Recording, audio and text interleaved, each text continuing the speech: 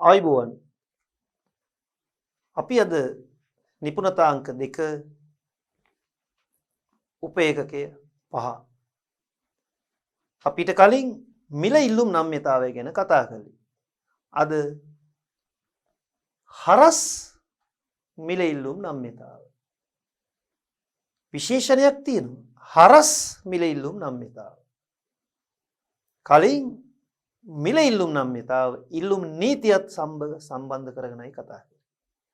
ඉල්ලුම් නීතියත් සමග සම්බන්ධවයි මිල ඉල්ලුම් නම්‍යතාව කතා කරේ. දැන් ඊට වඩා තරමක් වෙනස්. මේක ඉල්ලුම් නීතියේ නෙමේ ඉල්ලුම් න්‍යායයේ කොටසක් හැටියටයි පසුව අපි පැහැදිලි කරන්නේ ඒ අවශ්‍ය පියවරේදී. cross price elasticity of demand අර හරස් කියන වචනේ ඔතනිනුයි. අපි තප්පර කිහිපයක් මේ දේ කියවලා නිදහසේ පාඩම පටන් ගනිමු. අනිකුත් භාණ්ඩයක මිල වෙනස් වීම. මොනවද මේ අනිකුත් භාණ්ඩ? අපි බොහෝ විට සලකා බලන භාණ්ඩයක් ගැන කතා කරන්නේ. ඒ සලකා බලන භාණ්ඩයට බලපාන සලකා බලන භාණ්ඩේ ඉල්ලුමට බලපාන සලකා බලන භාණ්ඩේ මිල නොවන වෙනත් ඊට යම් සම්බන්ධතාවයක් තියෙන භාණ්ඩයක මිල වෙනස් වුණොත් ඔය අපි කියපු සලකා බලන භාණ්ඩයට ඒ ඉල්ලුමට ඒක බලපාන්න පුළුවන්. බලපෑමක් තියෙනවා. සම්බන්ධතාවයක් තියෙනවා. බොහෝ විට ඒ යෙදුම සම්බන්ධිත භාණ්ඩ කියලා කියනවා. අනිකුත් භාණ්ඩයක මිල වෙනස් වීම. මේ අනිකුත් භාණ්ඩය කියන්නේ එහෙමනම් සම්බන්ධතාවයක් තියෙන. දැන් අපි ඒ දේ ඔළුවේ තියාගෙන කියලා බලමු. අනිකුත් භාණ්ඩයක මිල වෙනස් වීම හේතුවෙන් සලකා බලන භාණ්ඩයේ ඉල්ලුම මෙතන මේ ඉල්ලුම කියන වචනේ තුලත් විශේෂ වැදගත්කමක් තියෙනවා. ඉල්ලුම් ප්‍රමාණය වෙනස් වීම නෙමෙයි. ඊටාම සිවුම් එක තේරුම් ගන්න. බොහෝ තැන්වල ඒක එච්චර එළිදරව් වෙන්නේ නැහැ. ඔබ ඉගෙන ගත්ත මුලදී ඉල්ලුම් ප්‍රමාණය වෙනස් වීමයි ඉල්ලුම වෙනස් වීමයි කියන්නේ දෙකක්. අර මිල ඉල්ලුම් නම්‍යතාවයේදී අපි ඉගෙන ගත්තේ ඉල්ලුම් ප්‍රමාණයේ සංවේදීතාවය. ඉල්ලුම් ප්‍රමාණයේ වෙනසේ සංවේදීතාවය මිල ඉල්ලුම් නම්‍යතාවයේදී ඉගෙන ගත්තේ. දැන් සලකා බලන භාණ්ඩයේ මිල ස්ථාවරයි වෙනත් සාධකයක් වෙනස් වෙන්නේ අනිකුත් තීරකයක් වෙනස් වෙන්නේ. එහෙමනම් සලකා බලන භාණ්ඩයේ ඉල්ලුම් වක්‍රය දකුණට වමට විතැන් වෙන තත්වයක් මේකේ අපි පසුව දකින්න එක. ඒ නිසා පළමුව තේරුම් ගන්න හරස් මිල ඉල්ලුම් නම්‍යතාවයේදී අපට මැන දක්වන්නට සිදුවන්නේ ඉල්ලුම් ප්‍රමාණයේ සාපේක්ෂ වෙනසෙහි සංවේදීතාවය නෙමෙයි. ඉල්ලුමෙහි වෙනසෙහි සංවේදීතාවය. ඉල්ලුම වෙනස් වීම කොතරම් සංවේදීතාවයකින් යුක්තද යන්න හරස් මිල ඉල්ලුම් නම්‍යතාවයයි. නැවතත් මේ බලන්න මෙන්න මෙතන තියෙන වචනේ සම්බන්ධ බලමු. අනිකුත් භාණ්ඩ යනුවෙන් අදහස් වන්නේ සලකා බලන භාණ්ඩයට සම්බන්ධ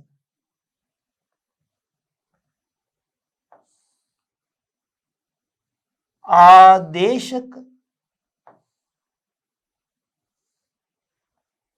සහ අනුපූරක. ආදේශක සහ අනුපූරක. අර බටර් සහ මාගරීන් වගේ ආදේශක සම්බන්ධතා තිබෙන්නට පුළුවනි. බටර් සහ පාන් වගේ අනුපූරක සම්බන්ධතා තියෙන්නත් පුළුවනි. මේදී අනිකුත් භාණ්ඩ යනුවෙන් අදහස් වන්නේ සලකා බලන භාණ්ඩයට සම්බන්ධ ආදේශන භාණ්ඩ සහ අනුපූරක භාණ්ඩ වර්ගයන්ය හරස් මිල ඉල්ලුම් නම්‍යතාව. අනෙක් භාණ්ඩයක මිල වෙනස් වීම සහ සලකා බලන භාණ්ඩයේ ඉල්ලුම වෙනස් වීම අන්න බලන්න. අනිකුත් භාණ්ඩයක මිල වෙනස් වීම සලකා බලන භාණ්ඩයේ ඉල්ලුම වෙනස් වීම අතර සාපේක්ෂ වෙනසේ සංවේදීතාව. හොඳයි.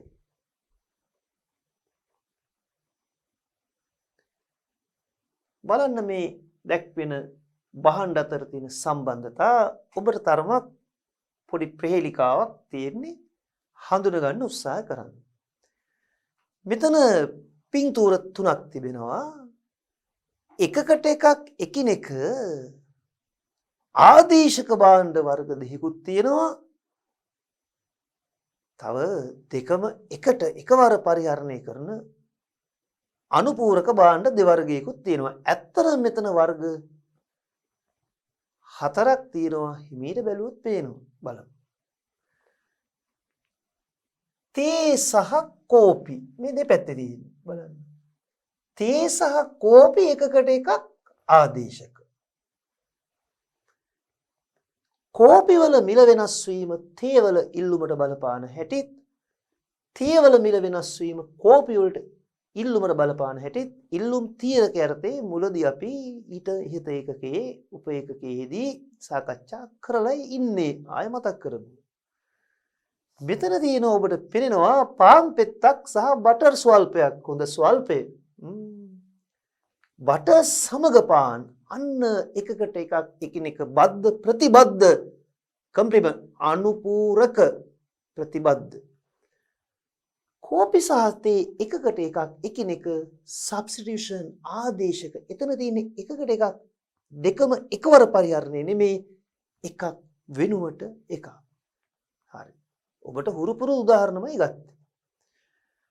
අනිකුත් භාණ්ඩයක මිල වෙනස් වේ. සිද්ධියට අවශ්‍ය මූලික කරුණු සලකා බලන භාණ්ඩයේ මිලද ඇතුළුව අනිකුත් තීලුම් තීරක සියල්ල නොවෙනස්ව පවතී කියලා දෙන්නම් දැන්. සලකා බලන භාණ්ඩයට සම්බන්ධ මෙන්න අදාළ කතන්දරේ ආදේශකයක හෝ අනුපූරකයක මිල පමණක් වෙනස් වේ. දැන් අවශ්‍ය මූලික පසුබිම පදනම සම්පූර්ණයි. හරස් මිල ඉල්ලුම් නම්‍යතාවට අපි පැහැදිලි කරගනිමු.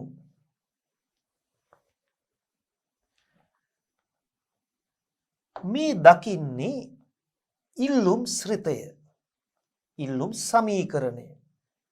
ඒ සියලු විචල්යන් සමග අපි බලමු. ඉල්ලුම ඩිමාන්ඩ් කවර භාණ්ඩයක් සඳහාද? X භාණ්ඩය සඳහා. එහෙම සරලව හිතමු. X භාණ්ඩය සඳහා පවතින ඉල්ලුම. ඊ රඳා පවතිනවා ශ්‍රිතයක් වශයෙන් කවර කරුණු කාරණා වලද? මෙම X භාණ්ඩයේම මිල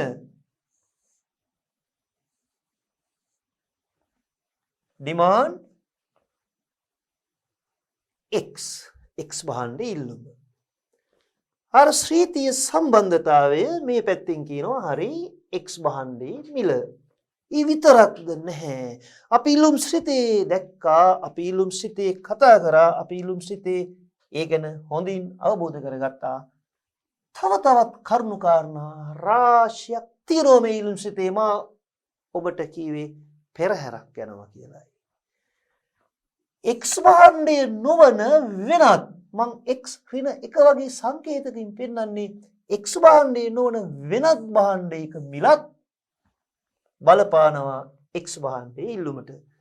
තව කරුණු කාරණා කොතෙකුත් තියෙනවා විග්‍රහය පහසුවතක අපි මෙතනින් මේ ටික తాවකාලිකව නවත්ත ගන්නවා. අනිත් දේවල් පොඩ්ඩක් අමතක කරලා. බය වෙන්න එපා අමතක කරන්න. ඒවා වෙනස් වෙන්නේ නැහැ. විශේෂත්වය මෙතන මෙයා වෙනස් වෙන්නෙත් නැහැ. මෙයා කියන්නේ කවුද එයා? එයා තමයි සලකා බලන භාණ්ඩයේ මිල. දැන් සලකා බලන භාණ්ඩයේ මිල වෙනස් වෙන්නෙත් නැහැ. ඔන්න ගොඩක් තැන්වලදී මතු නොවන කාරණේ. හොඳටම තේරුම් ගන්න. සලකා බලන භාණ්ඩයේ මිල වෙනස් වෙන්නෙත් නැහැ. ආදායම කාලගුණය දේශගුණය අනිකුත් සමාජ ආර්ථික සාධක වෙනස් වෙන්නෙත් නෑ. දැන් වෙනස් වෙන්නේ හරස් සම්බන්ධතාවයක්. X කියන භාණ්ඩේ ඉල්ලුමට බලපාන X කියන භාණ්ඩේ නොවන නමුත් ඊට සම්බන්ධයක් තියෙන ආදේශකයක හෝ අනුපූරකයක හෝ මිල. ඔබ මීට ඉහත උප ඒකකවල ඉගෙනගත්තු කරුණු කාරණා මතක් වෙද්දී ඇයි මං මෙතන ධන ලකුණ දාන්නේ ආදේශක බව හැඟවෙන්න, ඇයි මෙතන ඍණ ලකුණ දාන්නේ අනුපූරක බව හැඟවෙන්න බව මතක ඇති. එහෙමනම් දැන් පාඩමට අවශ්‍ය වේදිකාව හදාගමු. හරස් මිල ඉල්ලුම් නම්‍යතාවෙන් කියවෙන්නේ ඒකත් මිල ඉල්ලුම් නම්‍යතාවයක් තමයි. හැබැයි ඍජුවම එකම භාණ්ඩයේ මිලයි ඉල්ලුම් ප්‍රමාණය අතර වෙනස නෙමෙයි. ඒ මිල ඉල්ලුම් නම්‍යතාවෙන්නේ හරස් මිල ඉල්ලුම් නම්‍යතාවෙන් කියවෙන්නේ ආදේශකයක හෝ අනුපූරකයක හෝ අදාළ භාණ්ඩයට සම්බන්ධ ආදේශක භාණ්ඩයක හෝ අනුපූරක භාණ්ඩයක හෝ මිල වෙනස් වෙද්දී අන්න සලකා බලන භාණ්ඩයේ ඉල්ලුම වැඩි වෙයි අඩු වෙයි. වක්‍රය දකුරට වමට විතැන් වෙයි. ඒ විතැන් වීමේ වෙනසේ සංවේදීතාව. ඒ නිසා ආපහු මේ පැත්තෙන් පටන් අරන් කියමු. ආදේශක හෝ අනුපූරක සම්බන්ධතාවක් පවතින භාණ්ඩයක මිල වෙනස් වීම නිසා සලකා බලන භාණ්ඩයේ ඉල්ලුම වෙනස් වෙනවා නම් ඒ කොතරම් සංවේදීතාවයක්ද? එයයි හරස් මිල ඉල්ලුම් නම්‍යතාව. මේ විදිහට හොඳින් මේකේ පසුබිම සාකච්ඡා කරගෙනයි අර මුද්‍රිත රූප රාමු වලට අපි යා යුත්තේ.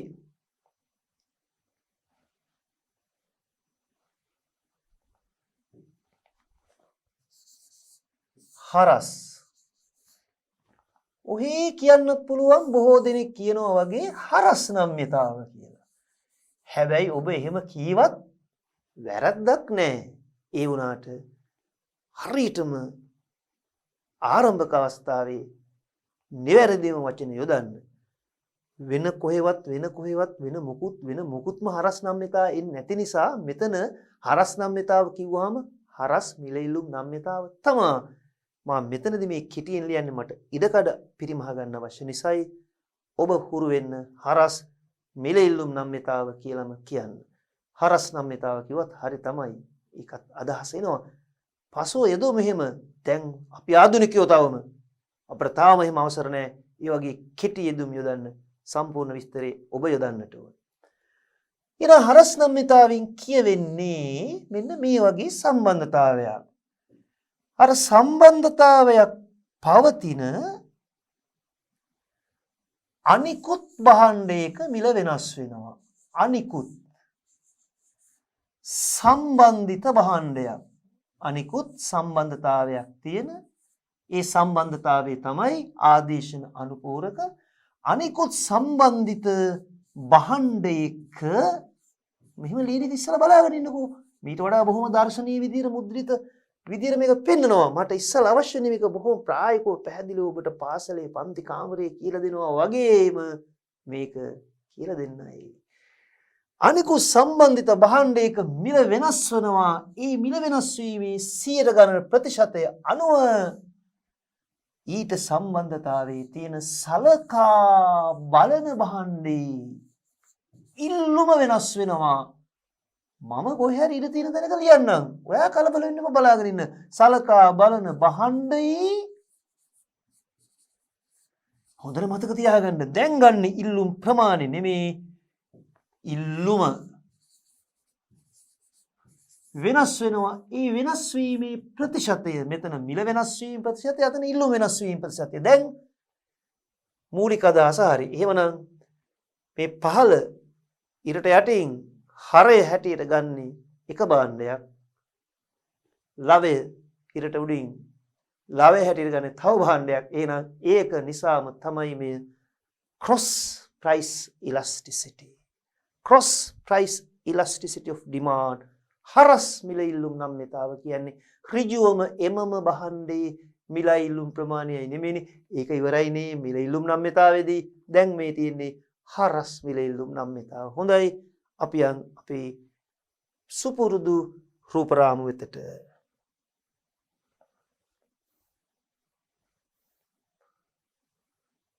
දැන් නැවතත් මේ රාමුවෙන් මතක් වෙනවා තේවල මිල වෙනස් වීමක් කෝපි වල ඉල්ලුමට බලපාන්න පුළුවන්. කෝපි වල මිල වෙනස් වීමක් තේවල ඉල්ලුමට බලපාන්නත් පුළුවන්. තේ සහ කෝපි දෙක ගත්තොත් ඒවා එකිනෙක ආදේශක. මේ එකම රූප රාමුව තුල බටර් සහ පාන් මිල වැඩි වෙන තරමට පාන් ඉල්ලන්න තියෙන පෙළඹීම උනන්දුව ඉල්ලුම අඩු වුණොත් බටර් සඳහා තියෙන ඉල්ලුමත් අඩු වෙයි. දැන් පියවරින් පියවර අපි සාකච්ඡා කරමු. මේක බොහොම උපමාත්‍රකාවක් කාල පරිච්ඡේද 4ක් වෙන් වෙන. ඔබට මම අර අත්තකුරින් ලියන්නේ ඇතැම් විට මේ තියෙන අකුරු පොඩ්ඩක් කුඩා වැඩි නිසා සියලු දේවල් මේක ඇතුල් කරන්නත් එපා. මං කියන්නම් මේ භාෂාව ප්‍රගුණ කරගන්න මුල සිටම මම කියනවා. මේවා එච්චර දේවල් නෙමෙයි. ඔබ මේ විෂය දැන් පළමු ඒකකයේ නිපුණතාවය කතා කරද්දී ඒකට අදාළ පාරිභාෂික වචන සියල්ල ඔබට මං හුරු පුරුදු කරලා තියෙන්නේ. දැන් මේ දෙවෙනි නිපුණතාවයේදී ඒ අවශ්‍ය පාරිභාෂික යෙදුම් පාරිභාෂික සමීකරණ සියල්ල එවිටයි ඔබට උසස් පෙළෙන් පස්සේ වෘත්ති විභාගයකදී පහසුවෙන් පාරිභාෂික වචන වල තියෙන බිය නිසා ඒ ඉංග්‍රීසි මාධ්‍ය ඉගෙන ගන්න තියෙන අදහස අත්හැරෙන්නේ නැතුව ඉදිරියට යන්න. එහෙම නැත්නම් කරදර වෙනවා. ඒවා කියලා දෙන්න ඕන. මේ විෂය කරුණු ආර්ථික විද්‍යාව විල්ලුම සැපීම විතරක් නෙමෙයි අපේ ජීවිතයට අවශ්‍ය අත්දැකීම් සියල්ලත් අපේ වගකීම ඔබට කියලා දෙන එක මම දශක ගණනාවක් උගන්වපු ගුරුවරයෙක් හැටියට. දැන් එහෙමනම් හරස් මිලිලු නමෙත් ඒකේ වචන ඔබ දන්නවා cross price elasticity of demand. ඊළඟට කොහොමද මේක ගණනය කරන්නේ? මෙන්න බලන්න. Percentage change in the price of the connected good. Connected good. එහෙම ඉංග්‍රීසි වචනේ තියෙන ඉංග්‍රීසි පොතේ connection connected මොකද්ද? සම්බන්ධිත අන්න වචනේ ආපු විදිය දැක්කද සිංහල පොතට? මේ ඔරිජිනල් ඉන්ටර්නෙට් එකේ සර්ච් කරන්න ඕන ඩෙෆිනිෂන් එක එනවා කිලිම සූත්‍රයේ අකුරක් ඉස්පිල්ලක් පාපිල්ලක් නැහැ. connected good. අපි දැම්ම පොතේ අපේ උත්තර පත්‍රෙත් අපෙන් බලාපොරොත්තු වෙන්නේ ආයේ වෙන මොකක්වත් නෙමේ අමුවෙන්ම එකෙන්ම connected සම්බන්ධිත භාණ්ඩයක මිල. අන්න ඒ නිසයි මම මෙතන ලියන්නේ සම්බන්ධිත භාණ්ඩයක මිල කියලා. මම මේ වචනේ විතරයි දැන් පෙන්නන්නේ. සම්බන්ධිත good. ඒව දන්නවනේ connected good. සම්බන්ධිත භාණ්ඩයක මිල. percentage සියයට ගන්න ප්‍රතිශතයේ change in the price of the connected good. ඒකෙන් බෙදනවා මේ ඊට උඩින් මොකද්ද තියෙන්නේ? percentage change in the demand of the good being considered. good being considered. සලකා බලන භාණ්ඩේ ඉල්ලුම. මෙතන හොඳින් බලන්න. දැන් quantity of demand තියෙන්නේ demand. ඔන්න වචන. මම හොඳට හිතලා මතලා මේ වචන පාවිච්චි කරන්නේ. demand, the demand. quantity of demand මිලුම් ප්‍රමාණය නෙමෙයි demand. එහෙනම් percentage change in the demand of the good being considered. සලකා බලන භාණ්ඩයේ ඉල්ලුමෙහි වෙනසෙහි ප්‍රතිශතය. දැන් මෙතන අපි ලියනවා මෙච්චරක් මොකක්ද මේ බලන්න.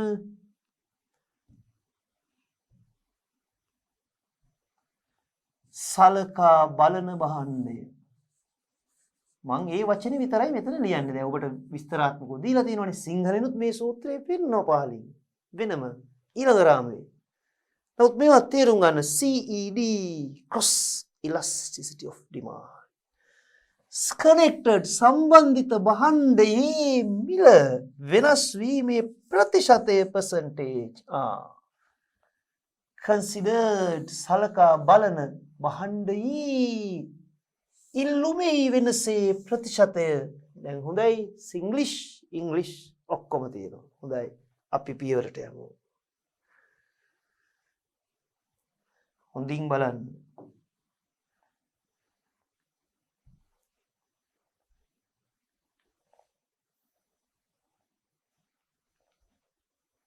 දැන් කියවන්න මම මේ ඔබට ඉදිරිපත් කරන රාමුව ඇතුලේ තියෙන අදහස.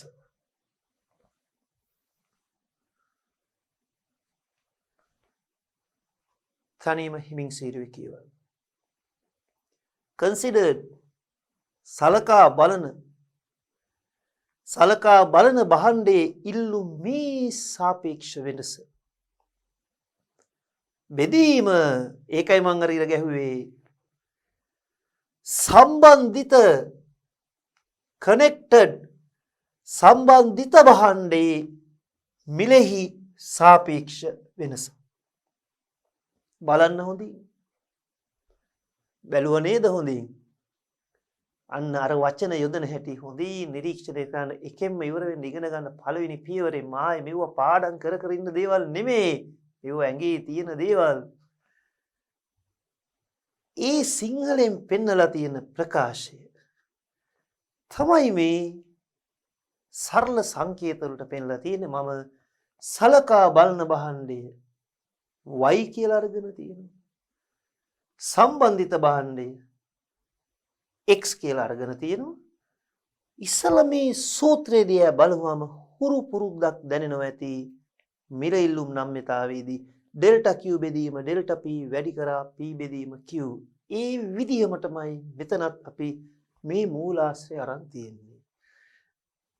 මේ y x අකුරු නැතුව බලන්න. ඩෙල්ටා q බෙදීම ඩෙල්ටා p වැඩි කරා p බෙදීම q. අලුතෙන් ඔබට හිතන්න ලොකු ගැඹුරු දෙයක් නෑ දැන්.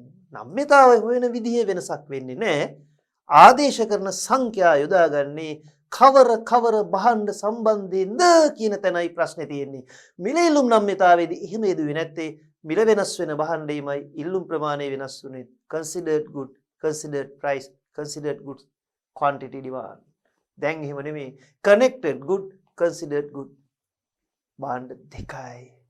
අපි මේ පෙන්නලා තියෙන්නේ ඉතින් සම්බන්ධිත භාණ්ඩය x කියලා හිතුවා නම් සම්බන්ධිත භාණ්ඩය x කියලා හිතුවා නම්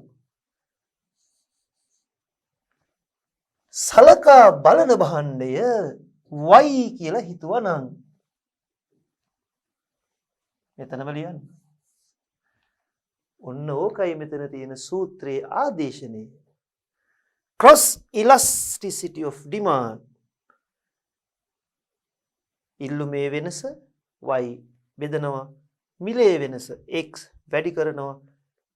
x වල පැවති මුල් මිල y වල පැවති මුල් ප්‍රමාණය. දැන් මෙතන ඔබට පැහැදිලිව පේනවා මෙන්න මෙහිම සිද්ධියක්. මේ p price පෙන්නලා තියෙන්නේ x එක්කලා. ඒ x වලනේ මිල වෙනස් වෙන්නේ. හැබැයි ඉල්ලුම පෙන්නලා තියෙන්නේ y එක්කලා. එච්චරයි. සූත්‍රයේ නැවත තප්පර කිහිපයක් බලාගෙන ඉන්න. අපි ඉන් පස්සේ අභ්‍යාසයකට කිලින්ම යන්න පුළුවන්. ඒ අතර තියෙන සම්බන්ධතා හඳුනා ගන්න ගමන්. butter, margarine මේ දෙක අතර ස්වරූපයත් බොහෝ දුරට සමානයි. 100%ක්ම නෙමෙයි. රසය, ගුණය ඔබට අත්දැකීම තියෙනවා. නමුත් බටර් සමග මාගරීන් බොහොම සමීප සම්බන්ධතාවයක් තියෙනවා. සමීප ආදේශක. ඒකට කියනවා close substitutes. close සමීප. සමීප ආදේශක. close substitutes. ඒ සංවේදීතාවය ඉතා ඉහළයි. සමීපයි නම් සම්බන්ධතාවය ඉතා ඉහළයිනේ. සංවේදීතාව අනිවාර්යයෙන් බලමු. මේ වගුව නිරීක්ෂණය කළොත් ආරම්භක පියවරක් හැටියට PB price of butter, quantity demand margarine වල ඉල්ලුම මිල රුපියල් 10 සිට 20 දක්වා බටර් මිල වැඩි වෙලා. මාගරීන් වල ඉල්ලුමත් 10 සිට 20 දක්වාම වැඩි වෙලා. ඔබට සංඛ්‍යා පෙරෙනවනේ ප්‍රමාණවත්ව. මම කියනකොට තවදුරටත් ඒක පැහැදිලිව ටිකක් මීට වඩා ප්‍රමාණාත්මකව පෙන්වන්න. දැන් ඔබ මෙතන සූත්‍රයක් දකිනවා. මම එය සම්පූර්ණයෙන් වෙනම නිදහස් තැනකට ගිහින් ගණනය කරලා මෙතෙන්ට ඔයාලව එකගෙන එන්න. මෙන්න මෙහිමයි ඔය රූපරාමුව තිබුණේ. හොඳින් බලන්න.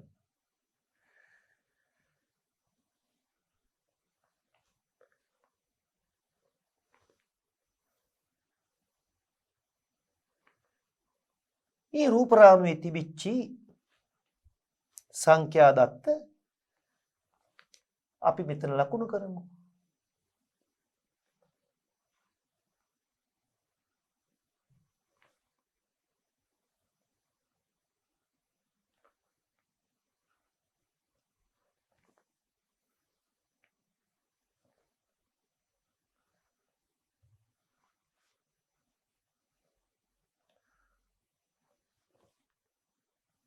මිල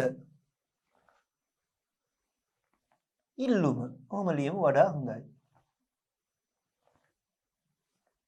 මේ මිල තිබුණේ බට. ඉල්ලුම තිබුණේ මාගරීන්. එහෙම ලියමු. price of butter, demand of margarine. අපි නැවතත් පරීක්ෂා කරලා බලමු. price of butter, demand margarine. පැහැදිලි. ඒතර මේ සංඛ්‍යා මෙන්න මේ විදිහටයි මම මේක පිටපත් කරගන්නේ දැනට. ඔබට මේ ප්‍රදේශයේ පැහැදිලිව ප්‍රදර්ශනය වෙනවනේ. හොඳයි. මේන් බලමු. පුළුවන් තරම් සැහැල්ලුවෙන් හිමීට මේක අපි සාකච්ඡා කරමු. බටර් වල මිල රුපියල් 10ක්ව තිබෙද්දී මං හිතාමතාම ගන්න උපකල්පිත සංඛ්‍යා මාගරීන් ඉල්ලුමත් ඒකක 10යි. යම් ලෙසකින් බටර් මිල රුපියල් 20 දක්වා වැඩි වෙද්දී මාගරීන් ඉල්ලුමත් ඒකක 20 දක්වා වැඩි වුණා කියලයි මම මෙතන අරගෙන තියෙන්නේ.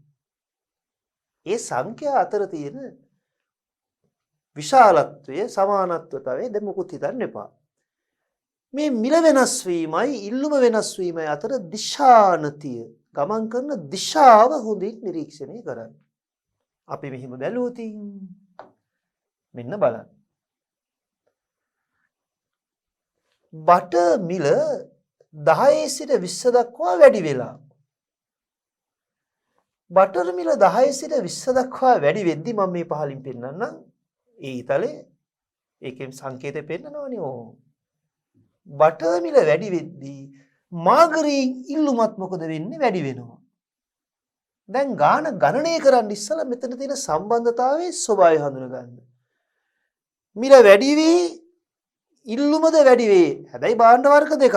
බටර් මිල වැඩි වේ මාගරීන් ඉල්ලුමද වැඩි වේ. අපි කලින් උප ඒකකයකදී කතා කරා මෙතන තියෙන අනුලෝම සම්බන්ධතාවය. එහෙමනම් බටර් මිල සහ මාගරීන් ඉල්ලුම අතර අපි දකිනවා අනුලෝම සම්බන්ධතාවයක්.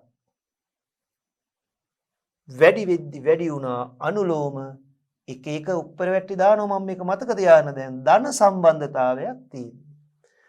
10 සිට 20 දක්වා මිලේ වෙනස ඩෙල්ටා P බටර්. 10 සිට 20 දක්වා ඉල්ලුමේ වෙනස ඩෙල්ටා D මාගරීන්. මෙතනත් වැඩි වුණා මෙතනත් වැඩි වුණා. බටර් මිල ඉහළ යද්දී මාගරීන් සඳහා ඉල්ලුමත් ඉහළ ගියා. ඔන්නව හොඳින් දැනගෙනයි ගාන හදන්න යන්නේ. එහෙනම් එකකට එකක් එකිනෙක ආදේශක එකකට එකක් එකිනෙක ආදේශක භාණ්ඩ දෙකක් ගත්තොත් එකක මිල වැඩි වෙද්දී ඒ මිල වැඩි වෙච්ච භාණ්ඩය ආදායම් ප්‍රතිවිපාකයේ සහ ආදේශ ප්‍රතිවිපාකයේ අතර කතාවක් මෙතන තියෙනවා. දැන් එච්චර ගැඹුරට හිතන්න නැතුව බලන්න. බටර් මිල වැඩි වෙයි. බටර් වල සාපේක්ෂ මිල වැඩි වුණා. බටර් අතහැර යම් පිරිසක් මාගරීන් ආදේශ කරා. ඔය ආදේශන ප්‍රතිපාකයේ තුල තියෙන ඇත්ත తත්වය දැන් වඩාත් පැහැදිලි වෙනවා. මාගරීන් මිලට සාපේක්ෂව බටර් මිල වැඩි වෙද්දී බටර් ඉල්ලුම් කරන ප්‍රමාණය අතහැරලා පාරිභෝගිකයෝ මාගරීන් ආදේශ කරපු නිසා මාගරීන් ඉල්ලුමත් වැඩි වුණා. බටර් මිල වැඩි වුණා, මාගරීන් ඉල්ලුම වැඩි වුණා. මතකනේ ඉල්ලුම් නීතියේදී අපි වෙනම තැනක ආදේශන ප්‍රතිවිපාකය උගන්වද්දී ඔය වගේ වචන ගොඩක් යොදාගත්තා. දැන් ඒ අවබෝධයත් එක්ක මෙතන ඊටාම සැහැල්ලුවෙන් මැනගන්න. බටර් මිල වැඩි වෙයි, මාගරීන් ඉල්ලුමද වැඩි වෙයි. මෙතන අතුරු කතාවකුත් තියෙනවා. බටර් මිල වැඩි වෙද්දී බටර් ඉල්ලන ප්‍රමාණය අඩු කරලා බටර් වෙනුවට මාගරීන් විතර ගිය කතාව තියෙන්නේ. දැන් අපි මේ හරස් සම්බන්ධයයි බලන්නේ. හරස් සම්බන්ධතාවය. price of butter, demand of margarine. price of butter, demand of margarine. Butter වල මිල, මාගරීන් වල ඉල්ලුම. බටර් මිල වැඩි වෙද්දී මාගරීන් ඉල්ලුම වැඩි වුණා. ඒ නිසා බටර් මිලයි මාගරීන් ඉල්ලුමයි අතර තියෙනවා එකකට එකක් එකිනෙක අනුලෝම එකම දිශානතියකට ගමන් ගන්න ධන සම්බන්ධතාවය. ඒ හින්දම ආදේශන භාණ්ඩ සම්බන්ධයෙන් හරස් නම්‍යතාව ගණනය කළයින් පස්සේ ලැබෙන උත්තරේ ධනාගයක්. ධනාගයක්. ධන එක වෙන්නත් පුළුවන්. ධන එකට වඩා වැඩි අගයක් වෙන්න පුළුවන්. ධන එකට වඩා කුඩා අගයක් වෙන්න පුළුවන්. දශම සංඛ්‍යා. ඇයි ධන අගයන් ඉන්න බැරිද? සමහර දරුවෝ දශම සංඛ්‍යාව ඍණ කියලා හිතනවා. ඔය වගේ පුංචි අතපසු වීම වෙන්න පුළුවන්. හොඳින් මතක තියාගන්න. මේ ලැබෙන ධන අගය එකක් එකට වඩා වැඩි අගයක් හෝ එකට වඩා කුඩා අගයක් වෙන්නට පුළුවන්. කිසිය හෝ වේවා ආදේශන යුගලයක ආදේශන යුගලයක් කියන්නේ භාණ්ඩ දෙවර්ගයේ එකක මිල සහ අනෙක ඉල්ලුම අතර එකම දිශාවකට ගමන් කරන නිසා මිල වැඩි වුණොත් ඉල්ලුම වැඩි වෙනවා. මිල අඩු වුණොත් ආදේශක ඉල්ලුම අඩු වෙනවා. වැඩි වුණොත් වැඩි වෙන, අඩු වුණොත් අඩු වෙන, වැඩි වුණොත් වැඩි වෙන, අඩු වුණොත් අඩු වෙන එකම දිශා නතියකට ගමන් කරන මෙන්න මේ සම්බන්ධය නිසා කියනවා ආදේශක සම්බන්ධයෙන් හරස් නම්‍යතාව ධනාගයක් ගනී. හේතුව ආදේශකයක මිලයි අනිත් ඊට සම්බන්ධ භාණ්ඩයේ ඉල්ලුමයි අතර අනුලෝම සම්බන්ධය. ඒකත් තීරුම් අරගෙනම යන්. එහෙමයි මේ විෂය ඉගෙන ගන්නට ඕන. මෙන්න බලන්න මගේ ඊළඟ ප්‍රස්තාරේ රූප සටහන මොකද්ද මම පෙන්වන්න උත්සාහ කරන්නේ කියලා.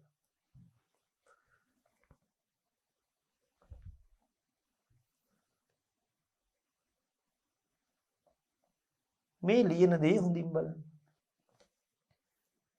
price of butter. butter මිල. demand of margarine. මාගරීන් වලට තියෙන ඉල්ලුම. දැන් ඔබ මොහොතකට කලින් දැක්කයි අස්පනා පිට ඉතා හොඳින් මොකක්ද? බටර් මිල වැඩි වෙන විට මාගරීන් සඳහා තියෙන ඉල්ලුමත් වැඩි වුණා. බටර් මිල වැඩි වුණා, මාගරීන් සඳහා තියෙන ඉල්ලුම වැඩි වුණා. මේ දෙකම එකම දිශාවට ගමන් කරේ. එහෙමනම් බටර් මිල වැඩි වෙද්දී මාගරීන් ඉල්ලුමත් වැඩි වෙනවා නම් මේ එකම භාණ්ඩය නෙමේ හරස් සම්බන්ධතාවයක් පෙන්වන්නේ එකිනෙක ආදේශක භාණ්ඩ සම්බන්ධයෙන් අපිට දැකිය හැකි මෙන්න මේ වගේ අනුලෝම සම්බන්ධතාවයක්. බටර් මිල වැඩි වුණා, මාගරීන් ඉල්ලුමත් වැඩි වුණා. එහෙමනම් මෙතන පැහැදිලිවම තියෙන්නේ අනුලෝම ධන සම්බන්ධතාවයක්. වැඩි වෙද්දි වැඩි වුණා වගේම ඔබට තර්ක කරන්න පුළුවන්. ඉතා පැහැදිලිව ඔබ නිතර තර්ක කරන්න මට තර්ක කරන දරුවන්ටයි මම කැමති විදිහට ඔබ ගොඩනගාගෙන එන්නේ. හැමතිස්සෙම කියන්නේ තර්ක කරන්න කියලා. එහෙමනම් මේකේ අනිත් තර්කය මොකක්ද? බටර් මිල අඩු වුණොත් මාගරීන් ඉල්ලුම අඩු වෙනවා. එතකොට මේ වගේ මිලත් අඩු වුණා, ඉල්ලුමත් අඩු වුණා. අඩු වෙද්දි අඩු වුණා, ඍණ බෙදීම ඍණ. ඒත් එන උත්තරේ ධන. එහෙමනම් ගාන හදන එකනේ හැමතැනම ඉස්සරලා කරන්නේ. ගාන හදන්න ඉස්සල්ලා අපි ඒකට අවශ්‍ය මූලිකාංග පසුබිම පදනම හරියට සිද්ධාන්ත දැනගෙන යමු. දැන් අමාරු හරිය ඉවරයි. හරස් නම්‍යතාවේ 90%ක්ම ඉවරයි. ආදේශන සම්බන්ධයෙන් තව වෙනම අනුපූරක සම්බන්ධයෙන් තියෙනවා. අපි ගානක් හදලා අත්දැකීම ගමු. අපේ පුරුදු රූප රාමුව ගෙනත් තීව පැත්තකින් හදිස්සියක් කලබලයක් නැහැ හිමින්ට. මං අර ඔබට විස්තරාත්මකව පැහැදිලි කරපු රූප රාමුවේ තොරතුරුම නෙමෙයි තියෙන්නේ. දැන් අර සූත්‍රය මතකද? මං මේ සූත්‍රය ලියන්නයි දැන් උත්සාහ කරන්නේ. බලන්න. සූත්‍රය මෙතන තියෙනවනේ. අපි ඒක දිහා බලන සංඛ්‍යා විතරක් ලියමු. නැත්නම් ඔබට මේ ඉඩකඩ තුල හොඳ ඉදිරිපත් කිරීමක් කරන්න මට අවස්ථාව නැහැ. බලමු. මේ ඉඩකඩ තුල මේ සංඛ්‍යා දත්ත ගමු. දැන් ඉලක්කම් මතකයිනේ දැක්කත් එක්කනේ. හිමින් සීරු යන්න කලබල වෙන්න එපා. price of butter. මේ පළමු මිල බටර් වල පළමු මිල තමයි ඔතන මේ අහන්නේ. මෙතන කීයද? මේ සූත්‍රය අනුව මේ මම පැත්තකින් මේ සූත්‍රය ලියන්නම්. මෙන්න මේ වැඩි කිරීමේ ලකුණ. මේ වැඩි කිරීමේ ලකුණට දකුණු පැත්තේ තියෙන්නේ ඉරට උඩින් price of butter මේ බටර් වල මිල. රුපියල් 10යි. මෙතන තියෙනවා මිල රුපියල් 10 දී මාගරීන් වල ඉල්ලුම. මේ තියෙන්නේ සූත්‍රයේ යටි බටර් වල මිල රුපියල් 10 දී මාගරීන් සඳහා තිබිච්ච ඉල්ලුමත් ඒකක 10යි. ඔබේ අවබෝධයේ පහසුව තකා පහසුවෙන් අවබෝධ කරගන්න පුළුවන් වෙන තමයි පුංචි පුංචි ඉලක්කම් ගන්න. ඒ හොඳම ප්‍රමාණවත් මෙතන බිංදු 3ක් 4ක් දාගෙන ලොකු ඉලක්කම් දාගෙන බිංදුත් එක්ක පෙරලිකමක් නෙමෙයි තියෙන්නේ. සිද්ධාන්ත තේරුම් ගන්න. ඊට පස්සේ දශම ගණන් හරි හදන්න පුළුවන්. ඕනතරම් විශාල ඉලක්කම් ටොන් මෙට්‍රික් ටොන් වලට හරි බිංදු දාගෙන. හරි. ඊට පස්සේ අපි කියනවා වැඩි කිරීමට වම් පැත්තේ මේ මොකද්ද තියෙන්නේ? මාගරීන් වල ඉල්ලුමේ වෙනස හොයන්න. 10 ඉඳලා 20ට වෙනස් වුණා 10ක්. හැබැයි පළවෙනි වතාවේ ඔබ ආධුනිකයෝ නිසා මේදී කියන්නේ හොඳින් මතක තියාගන්න. මෙතන ලකුණු කරන්න මේ හරස් නම්‍යතාවේදී. ඒක වරදක් හැටියට දකින්නේ නැහැ. එහෙම පුරුදු වෙන්නකෝ. අපි පස්සේ ඕනනම් ඒ පුරුද්ද අතහැර ගමුකෝ. කමක් නැහැ. ඉස්සල්ලා එහෙම ලකුණු කරන්න. එතකොට ඒවා සිද්ධාන්ත හැටියට ඉගෙන ගන්න. මාගරීන් වල ඉල්ලුමේ වෙනස මේ මාගරීන් 10 ඉඳලා 20ට 10ක් වැඩි වුණා. ඊට පස්සේ මෙතන ලියනවා ඊට යටින් බටර් වල මිලේ වෙනස price of butter change in price of butter butter වල මිලේ වෙනස 10 ඉඳලා 20ට 10යි. ඒකක් ධනාගයක්. මං හිතාමතාමයි මේ සංඛ්‍යා ගන්න මේ වගේ උත්තරයක් එන්නේ.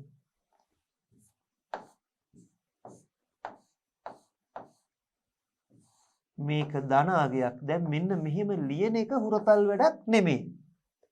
හරස් නම්‍යතාවේදී එහෙම ලියන එක වඩා සුදුසුයි. එයි. ඒ ආදේශක භාණ්ඩ බව හඳුනාගත හැක්කේ එවිටයි. එහෙමනම් මේ භාණ්ඩ දෙක එකකට එකක් එකිනෙක ආදේශක. නැවත බලන්න.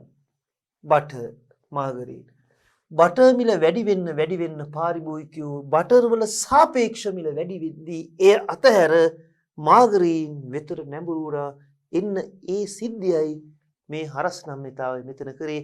මං ගත්ත හිතාමතාම යම් සම්බන්ධතාවයක් තියෙන සංඛ්‍යා අවසාන පිළිතුර එකක් වුණා. ධනාගයක්. එකට වඩා විශාල හෝ එකට වඩා කුඩා ඉලක්කමක් වෙන්නට පුළුවන්. ඉවුවත් උදාහරණ හදලා බලමු. ඊළඟ පියවරට යමු.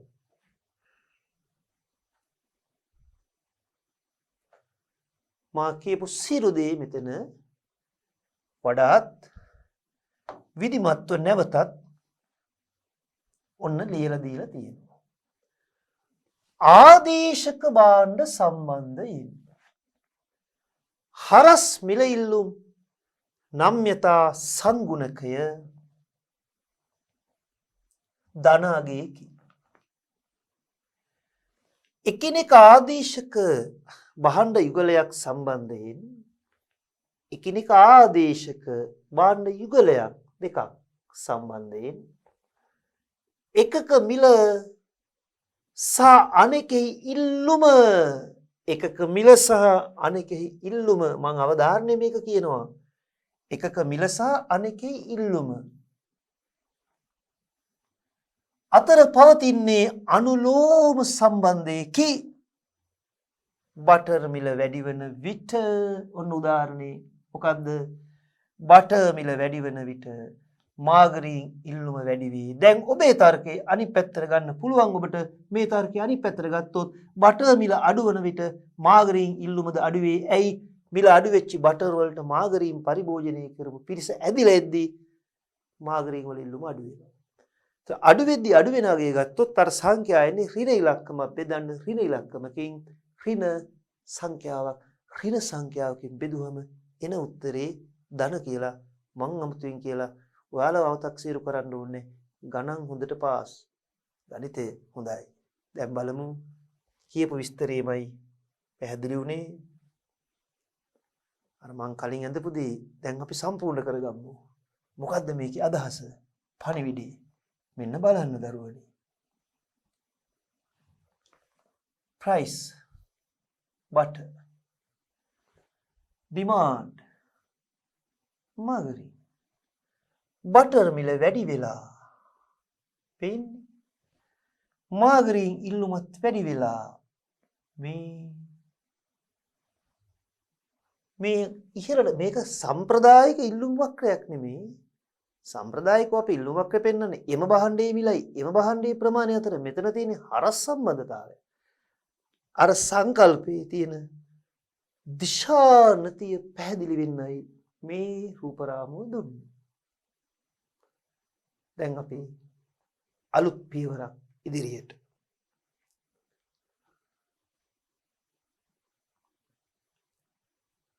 මෙතන මොන වගේ සම්බන්ධතාවයක්ද තියෙන්නේ?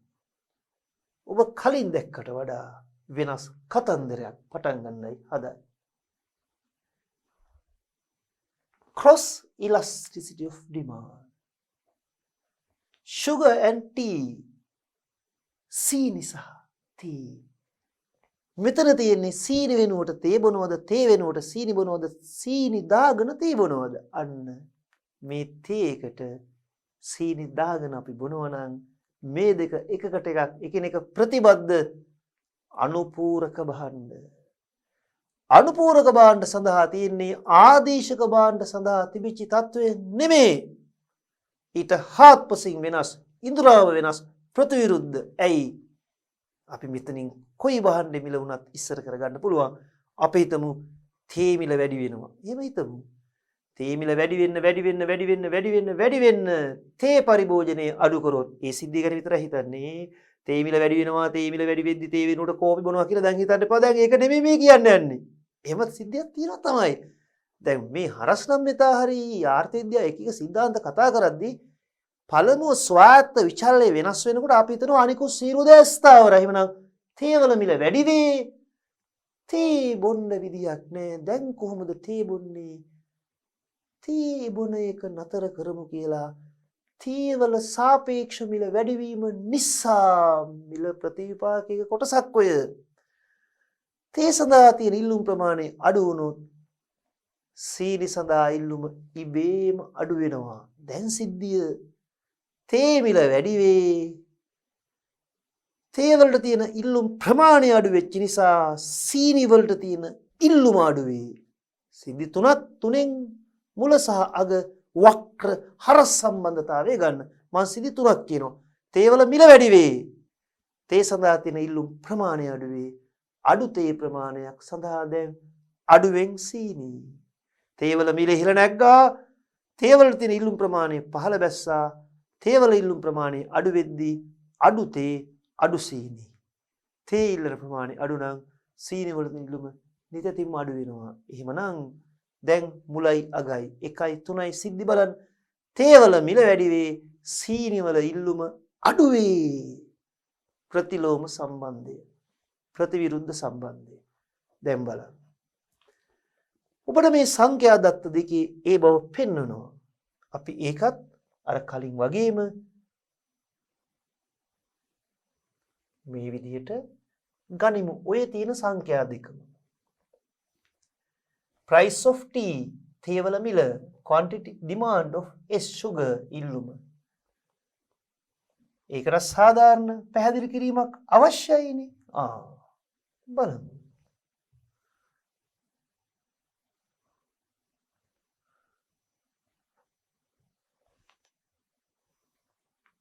අපි කොටස් වලට බෙදාගමු ලස්සනට වගු. එතනත් වෙන් කරගමු. කමක් නැහැ. දැන් මෙන්න මෙහිමයි වෙන්නේ. තේවල මිල මං සිම්පල් ලකුණ මෙතන ගන්නම් අතනත් මුද්‍රණය කළ දෙවිච්ච එහෙම නිසා. සීනි සඳහා තියෙන ඉල්ලුම demand for sugar. තේවල මිල රුපියල් 10 ඉඳලා 20ට වැඩි වෙද්දී සීනි සඳහා තිබිච්ච ඉල්ලුම 10 සිට 5 දක්වා අඩු වුණා කියලා හිතන්න. දැන් මොකද්ද නෑදෑකම? මොකද්ද සම්බන්ධතාවය? තේ සහ තේවල මිල සහ සීනි වල ඉල්ලුම අතර ඉන්න බලමු. 10 සිට 20 දක්වා තේවල මිල වැඩි වුණා. තේවල මිල වැඩි වෙද්දී සීනි වලට තියෙන ඉල්ලුමත් වැඩි වුණාද අඩු වුණාද? ආදේශන සම්බන්ධයෙන් නෙමෙයි මෙතන තියෙන්නේ, අනුපූරක සම්බන්ධේ අඩු වුණා සංඛ්‍යාව බලන්න.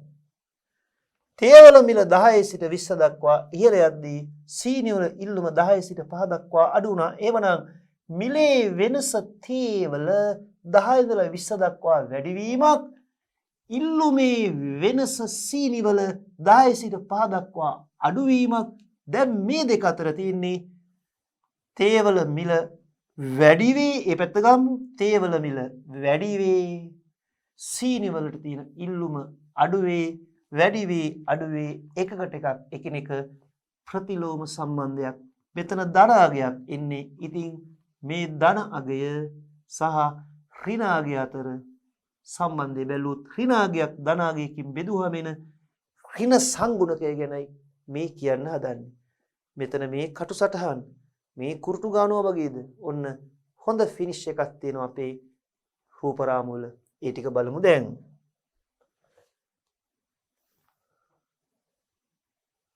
මේ රූපරාම උදව් කරගෙන ගාන හදලා බලමු. මේ පැත්තේ අපි ඉඳ ගමු. මේ අපේ කටු වැඩ ඒවා පොඩ්ඩක් කොම් පේනවට කමක් නැහැ. ඔකට දැන් පේනවනේ හොඳින්. හරි. ඔබේ පහසුවයි අපි හැම තිස්සෙම මෙතන බලන්නේ. එහෙමනම් මෙන්න සූත්‍රය. ඩෙල්ටා Q බෙදීම ඩෙල්ටා P වැඩි කරා P බෙදීම Q. ඒක වෙනස් වෙන්නේ නැහැ. අර සංකේත යොදන විදිය. දැන් ඉල්ලුම වෙනස් වෙනවා සීනි වල. ඒ නිසා මිල වෙනස් වෙනවා තේවල. තේවල මිල 10 සිට 20 දක්වා වැඩි වෙලා පැහැදිලිව පේනවා. සීනි වලට තියෙන ඉල්ලුම 10 සිට 5 දක්වා අඩු වෙලා අපි සංඛ්‍යා හදලා ගාන පැත්තකට ගමු පැහැදිලිව. මේ සූත්‍රය ආදේශ කරන්නේ. තේවල මිල මෙතනින් ගමු රුපියල් 10යි. සූත්‍රේ බෙදුවා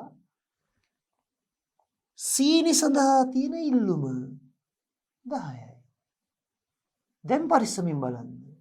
වැඩි කිරීමේ ලකුණට වම් පැත්තෙන් සීනි සඳහා ඉල්ලුමේ වෙනස ඩෙල්ටා වෙනස 10 ඉඳලා 5 දක්වා සීනි සඳහා ඉල්ලුම 5කින් අඩු වෙලා. එහෙනම් මිලේ වෙනස තේවල T change in price of tea මොකද උනේ? tea price of tea 10 ඉඳලා 20ට වැඩි වුණා 10ක්. දැනුත් ධන ලකුණ මම ලිව්වා. නමුත් ඔබ ඒක අනුමත නොකරනව වෙන්න පුළුවන්. කමක් නැහැ. මෙතනදී ඒකට ඕනතරම් සමාව තිනවා. ඒක හුරතල් වැඩක් නෙමෙයි. මෙතනදී දිශාව පෙන්වන්න ධන අගයක් අපි ධන හැටියට පෙන්වන්නේ නැහැ තමයි. නමුත් කමක් නැහැ. මම කියනවනේ දැනට අපි තාම ආධුනිකයෝනේ විෂය ඔබ ඒක ප්‍රශ්නයක් නැහැ. ඒ හුරුව පස්සේ ඕනනම් අතහැරගමු. නමුත් ඍණාගේ අවශ්‍යමනේ. එහෙම තියන්න. කමක් නැහැ. ලකුණු හම් වෙනවා. දැන් සුළු කරන්න. ඍණ 5 ධන 10 බෙදුවා. උත්තරේ ඍණ 0.5යි. එකක මිල වැඩි වේ අනිකෙහි ඉල්ලුම අඩු වේ. තේවල මිල වැඩි වේ සීනි වල ඉල්ලුම අඩු වේ. මිල සහ ඉල්ලුම අතර තියෙන්නේ ප්‍රතිලෝම සම්බන්ධයක්. එහෙමනම් හරස් නම්‍යතා සංගුණකේ ඍණාගයක් ගන්නේද? එම ඍණාගය ඍණ 1ද? 1ට වඩා අඩුද? විශාලද? ප්‍රශ්නයක් නැහැ. ඒ නිතැතිම්ම අනුපූරකයක්මයි.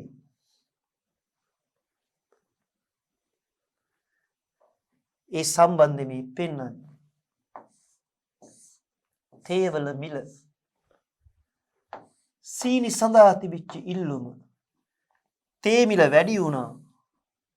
සීනි සඳහා තියෙන ඉල්ලුම අඩු වුණා.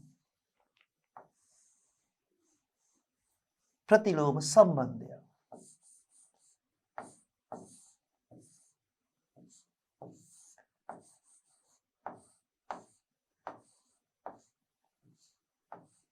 තේවල මිල වැඩිවීමක් change in price of tea plus ධන change in demand of sugar minus ඍණ ධනාගයකින් බෙදුවා පිළිතුර ඍණ. එහෙමනම් හරස් නම්‍යතා සංගුණකය ඍණාගයක් ගන්නේ ඒ ඍණාගයේ කවර සංඛ්‍යාවක් වුණත් ඒකීයගේ ගත්තත් එකට අඩු වුණත් එකට වැඩි වුණත් ප්‍රතිබද්ධ ප්‍රතිලෝම අනුපූරක භාව. මෙතනදී මිල ඉල්ලුම් නම්‍යතාවේදී වගේ එකද එකට වැඩිද එකටද අඩුද කියන එක අපිට අදාළ නැහැ. එක තැනක් අදාළ වෙනවා. ඒක ඊළඟ පියවරේ කියලා දෙන්නම්.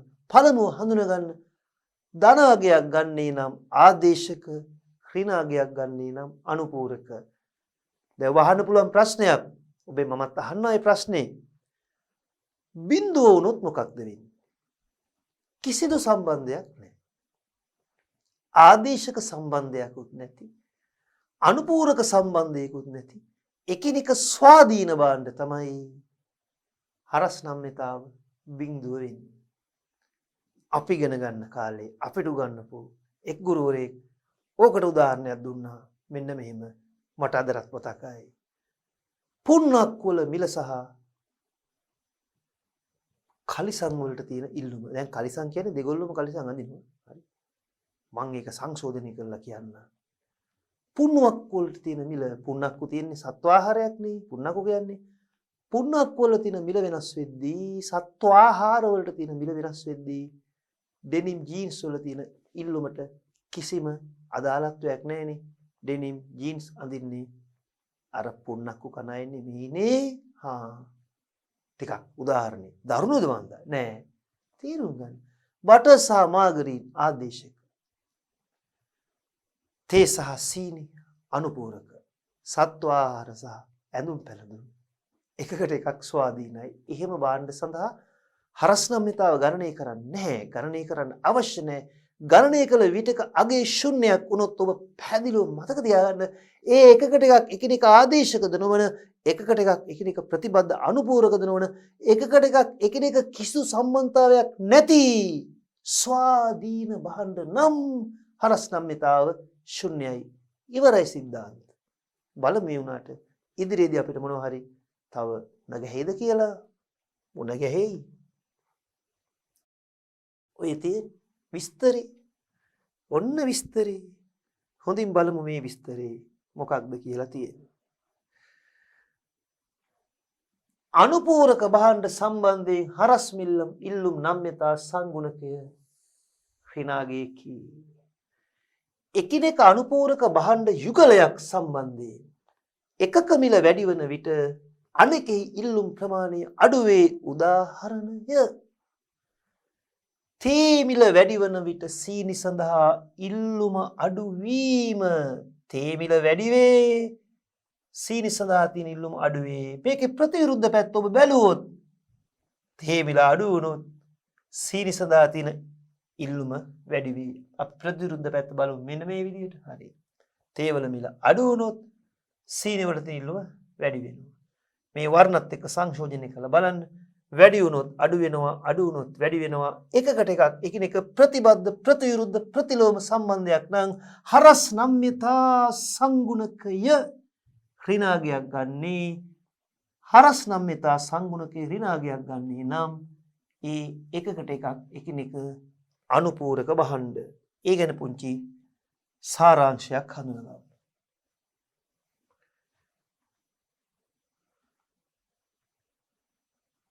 අපි පුංචි සාරාංශයකට යමු.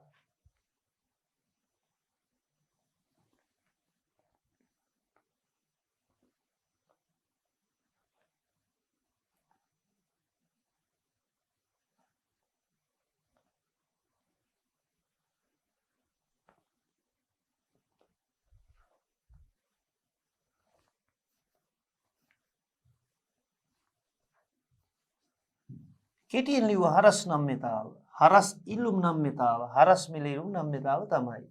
මෙන්න මතක තියාගන්න ඕන දේ. මේ හරස් ඉල්ලුම් නම්‍යතාවය ධන අගයක් නම්, ඒ ධන අගයක් නම්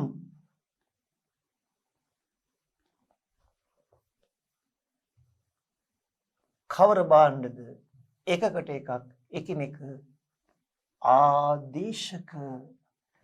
ඒ ඍණාගයක් නම් එකකට එකක් එකිනෙක පැහැදිලිවම ප්‍රතිබද්ධ අනුපූරක.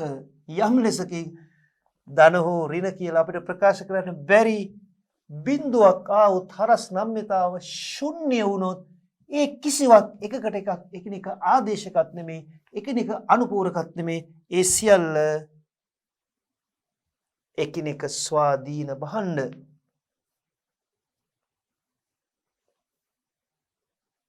ඔන්න අපි නැවතිච්ච තැන. අපිට තව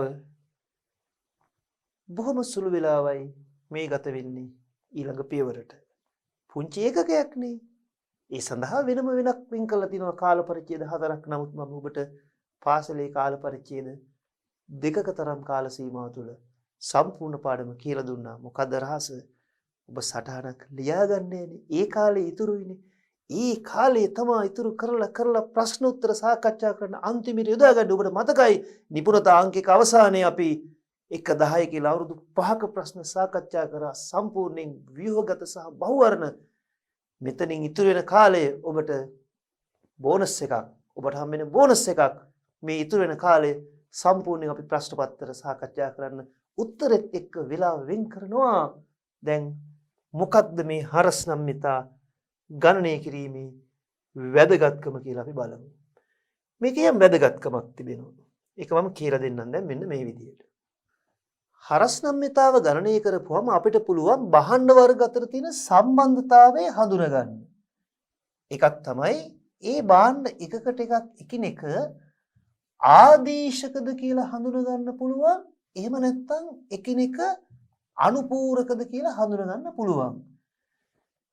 මේදී වැදගත් වෙනවා තවත් තැනකදී ඔය ආදේශක භාණ්ඩ සම්බන්ධයෙන්. දැන් ඊතා සමීපාදේශක නම් නම්‍යතා සංගුණක ඊතා විශාලයි.